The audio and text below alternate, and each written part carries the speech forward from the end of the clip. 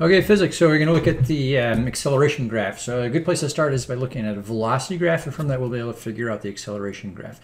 So looking at this, my velocity starts out positive and then changes to become 0, and then negative velocity, and then continues at negative velocity. From this graph, I want to think about two things. I want to think about the area under the curve and the slope.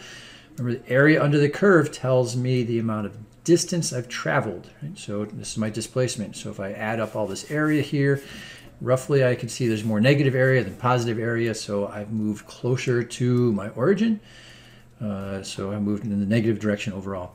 Second thing I want to think about from velocity graph is what's the slope. So the slope on the velocity graph is going to tell me acceleration, right? So the rate of change of velocity. Right? So acceleration is going to be my change in velocity, delta v, over time, right? So the rate of change. Or I can think of this as in units, so I can think of it as what says meters per second, or I simplify this meters per second squared. So hopefully you recognize that as acceleration.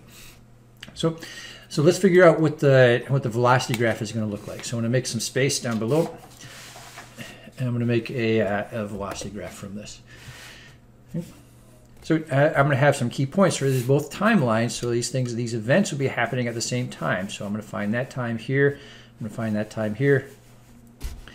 And I'm going to think about a few points. I'm going to think about what happens here. Well, for this stretch, my rate of change is my slope. What's my slope of a flat line? Well, it's going to be 0. So my acceleration, which is meters per second squared, my acceleration at the beginning is going to be 0.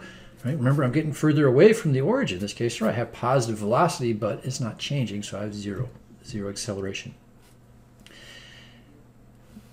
I'm going to look at my second segment here. So this rate of change going from this the slope from this point to this point, and this slope is going to be negative, right? And that slope is going to be the same everywhere along this line. So now I jump instantly, and I have negative and constant velocity. So notice whenever I see a straight line on my velocity graph, I'm going to have constant acceleration.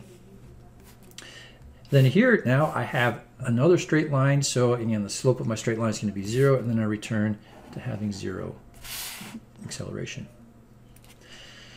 Let me think about the acceleration graph. So on the acceleration graph, I want to think about two things. I want to think about the area under my curve, and I want to think about the slope.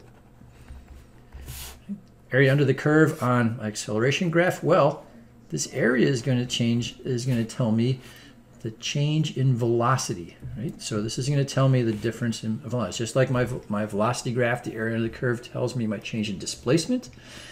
So as I work backwards from one graph to the next, is going to be the change of the previous one. So this area under the curve is going to tell me my change in velocity, right? So it tells me, right, my change in velocity is going to be negative, right? And that's true, right? I start out at positive velocity, I end up at negative velocity, and if I had numbers on here, I could figure out the magnitude of that change. The slope on this, well, let me think about the slope of an acceleration graph is going to be the rate of change of acceleration, or meters per second squared per second, which is going to be meters per second cubed. Yeah, nothing in this class. It's actually called the jerk, which is the rate of change of acceleration, but we're not going there. So this is not going to be an important factor for you. But again, all of these graphs, you want to think about those two things. You want to think about what the area under the curve is telling you. You want to think about what the slope is telling you.